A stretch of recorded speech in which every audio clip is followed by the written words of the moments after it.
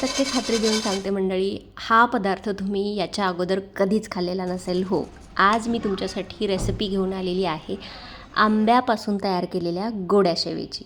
म्हणजे ही गोडी शेव आहे, आपण ही बऱ्याचदा खाल्ली आहे, पण आंबा फ्लेवरमध्ये कधीच तुम्ही खाल्ली नसेल.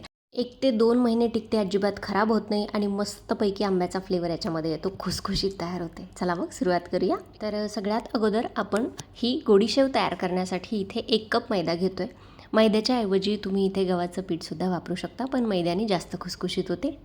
त्यानंतर मी इथे पाव चमचा मीठ घातलं आहे आणि आपल्याला पाव टीस्पून घालायची आहे बेकिंग पावडर.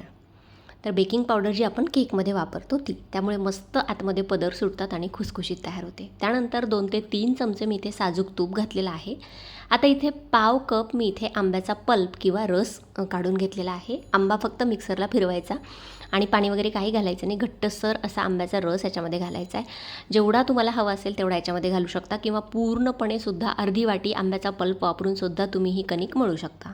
पण मी इथे जवळपास पाव कप आंब्याचा पल्प याच्यामध्ये घातलेला आहे आणि बाकी जे पीठ आहे किंवा मैदा आहे तो आपण पाण्याने भिजवून घेणार आहोत. तर जास्त आंब्याचं प्रमाण किंवा पल्प वापरला तर हे जास्त दिवस टिकणार नाही, म्हणून मी फक्त फ्लेवरसाठी पाव कप इथे आंब्याचा पल्प वापरलेला आहे. तर अशा पद्धतीने आपण आता थोडं थोडं पाणी घालून एकदम घट्टसर असा मैदा जो आहे तो भिजवून घेणार आहे. खूप जास्त सैलसर हे करायचं नाही, कारण जितकं हे घट्ट किंवा पुरीच्या पिठासारखं असेल ना, तेवढा आपला जो गोडी शेव किंवा खुर्मा तयार होणार आहे तो एकदम छान मस्त खस्ता तयार होतो. 5 ते 10 मिनटासाठी असंच झाकून ठेवूया. त्यानंतर बघू शकता मस्तपैकी सॉफ्ट झालं आहे. तरी याला वरती बऱ्याच अशा क्रॅक्स गेलेल्या आहेत, त्या आपल्याला मोडून घ्यायच्या नाही आहे, कारण त्यामुळेच आपला जो खुर्मा किंवा गोडी शेव आहे ती मस्तपैकी आतमध्ये परत त्याच्या तयार होते किंवा लेयर्स तयार होतात. आणि लाटून झाल्यानंतर बघू शकता बऱ्यापैकी मी जाड अशी ही पोळी इथे ठेवली आहे. त्यानंतर सुरीने आपण याचे हव्या त्या आकारात काप करू शकतो. शंकरपाळ्याच्या आकाराचे कापू शकता किंवा मग मी जसं व्हिडिओमध्ये दाखवले त्या पद्धतीने तुम्ही अशा पद्धतीने हे कट करून घेऊ शकता, मस्त लांबट आकारात. आत्ताच तुम्हाला एक जवळून मी दाखवते आहे, तर याच्या आतमध्ये भरपूर अशा लेयर्स सुटलेल्या दिसतील, बघू शकता, कारण आपण पीठ इथे घट्ट मळलेलं होतं. आता हे तळण्यासाठी आपल्याला तेलाचं टेम्परेचरसुद्धा खूप जास्त महत्त्वाचं आहे. तेल खूप जास्त हाय फ्लेमवरती गरम करायचं नाही, एकदम लो फ्लेमवरती. एक याच्यामध्ये तुकडा टाकल्यानंतर हलके बुडबुडे यायला हवेत, कारण हे जसं जसं तेल तापत जाईल तसं तसं मस्त सोनेरी रंगावरती तळत जातं. आणि जितकं आपण याला मंद गॅसवरती तळू ना मंडळी, तितका हा पदार्थ खुसखुशीत तयार होतो आणि तेलकटसुद्धा होत नाही. तर आता बघू शकता मस्तपैकी जवळपास 8 ते 10 मिनटं झाली आहे. मी इथे तळून घेते आहे मंद गॅसवरती. गॅस कुठेही मोठा करायचा नाही, फक्त एकदा हे झाऱ्यामध्ये बाहेर काढायच्या आधी गॅस मोठा करायचा, म्हणजे हे तेलकट होणार नाही. तर आता छान रंगही आला आहे आणि याच्या आतमध्ये बघू शकता तुम्ही लेयर्ससुद्धा सुटायला लागलेले आहेत, कारण आपण याच्यामध्ये तुपाचं मोहन घातलेलं होतं आणि आपण याच्यामध्ये बेकिंग पावडर घातली आहे. बेकिंग पावडरमुळे अगदी खुसखुशीत हा खुर्मा किंवा गोडी शेव जी आहे ती तयार होते. तर आता छान मस्त सोनेरी रंगावरती हे तळून तयार आहे. आपण एका प्लेटमध्ये हे काढून घेऊया.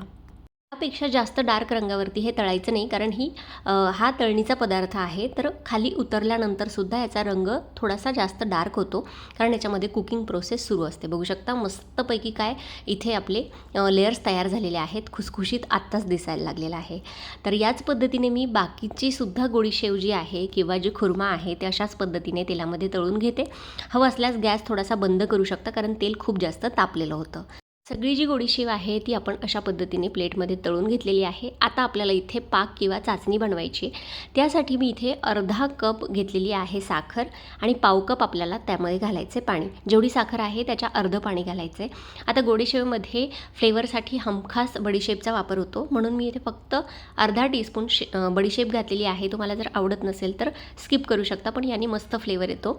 आणि त्यानंतर आपण हा जो पाक आहे तो छान घट्टसर, म्हणजे एक तारी होईपर्यंत आपण याला शिजवून घेणार आहोत. 4 ते 5 मिनटातच आपला एक तारी पाक इथे तयार होतो आणि साखरेपेक्षा अर्ध पाणी आपण इथे घातलेलं आहे, त्यामुळे बऱ्यापैकी दाटसर असा हा पाक तयार होतो. 1 ताराच्या पुढेही चाचणी जाते, बघू शकता बऱ्यापैकी हे घट्ट दिसायला लागलेलं आहे. आता आपल्याला याच्यामध्ये रंगासाठी, म्हणजे आज मी मँगो फ्लेवरची ही गोडी शेव बनवली आहे, म्हणून मी फक्त इथे रंग वापरणार आहे. तर रंग मी नंतर वापरते आहे, पण त्या अगोदर तुम्हाला ही जी गोडी शेव आहे किंवा खुर्मा म्हणू शकता तो एक तुम्हाला तोडून दाखवते. आतमधले पदर किंवा लेयर्स बघू शकता मंडळी तुम्ही, एकदम खुसखुशीत तयार होतात आता हा जो पाक आहे त्याच्यामध्ये मी अगदी चिमूटभर केशरी खाण्याचा रंग घातला आहे आणि अगदी किंचित चिमूटभरच मी इथे खाण्याचा सोडा घातला आहे. खाण्याचा सोडा घातल्यामुळे या चाचणीला छान फेस येतो आणि ही जी चाचणी आहे ती मस्तपैकी या खुर्म्यावरती चढायला किंवा चिकटायला सुद्धा मदत होते आणि एकदम छान भुसभुशीत असं त्याचं टेक्स्चर येतं. फेस थोडासा कमी झाला की लगेचच आपण याच्यामध्ये ही जी मँगो फ्लेवरची गोडी शेव आहे किंवा खुर्मा आपण तयार करून घेतलेला आहे, शंकरपाळ्यासारखंच आहे, फक्त याच्यामध्ये साखर नाही आहे. तर आपण ही शंकरपाळी तयार करून या पाकामध्ये सोडली आहे, म्हणजे पाकातले शंकरपाळेसुद्धा तुम्ही म्हणू शकता. तर अशा पद्धतीने आता गॅसची फ्लेम लोच ठेवायची आहे. जसं जसं आपण याला अजून जास्त शिजवत जाऊ हा जो पाक आहे एकदम घट्ट होतो, याची परत साखर तयार व्हायला लागते आणि साखरेचे ते बारीक बारीक कण जे आहेत ते या शंकरपाळ्यावरती किंवा जी गोडी शेव आहे त्यावरती चिकटायला मदत होते आणि इतकी छान लागते ही गोडी शेव. मंडळी तुम्ही एकदा जरूर करून बघा. मँगो फ्लेवरची ही गोडी शेव आहे. आत्तासुद्धा हा पाक तुम्हाला पातळ दिसत असेल, पण कढईच्या बाजूला बघू शकता याची साखर किंवा शुगर फॉर्मेशन परत याची साखर तयार व्हायला लागलेली आहे. अजून 2 ते 3 मिनटं याला परतून गरम कढईमध्ये घेतलं की लगेचच पूर्ण जी साखर आहे ती या खुर्म्याला मस्तपैकी चिकटली जाते आणि हा जो खुर्मा आहे किंवा गोडी शेव आपण म्हणू शकतो आंबा फ्लेवरची 1 ते 2 महिना टिकते, अजिबात खराब होत नाही. प्रवासाला असेल किंवा मग मुलांसाठी असेल, तुम्ही नक्की एकदा करून बघा आणि करून तुम्ही 1 ते 2 महिन्यासाठी स्टोअरसुद्धा करू शकता. मस्त खुसखुशीत असा हा प्रकार आहे, तर नक्की रेसिपी ट्राय करा.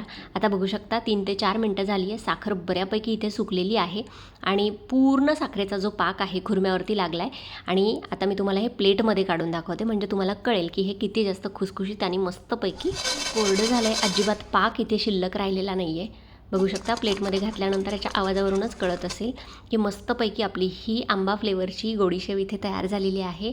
तर एकदम युनिक अशी ही रेसिपी आहे मंडळी. तर आता आंब्याचा सीझन सुरू आहे, तर ही रेसिपी जरूर ट्राय करा. अशी शेव जी आहे ती तुम्ही लाल रंगाची गोडी शेवसुद्धा मिळते, तर ती खाल्लेली असेल, पण त्याच्यामध्ये कुठलाच फ्लेवर नसतो. पण आज आपण इथे आंबा फ्लेवरची ही गोडी शेव तयार केली आहे.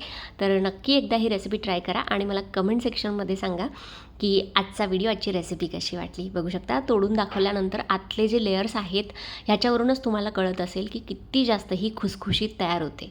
रेसिपी आवडली असेल तर व्हिडिओला लाईक, शेअर आणि आपल्या चॅनलला सबस्क्राईब करायला विसरू नका. धन्यवाद.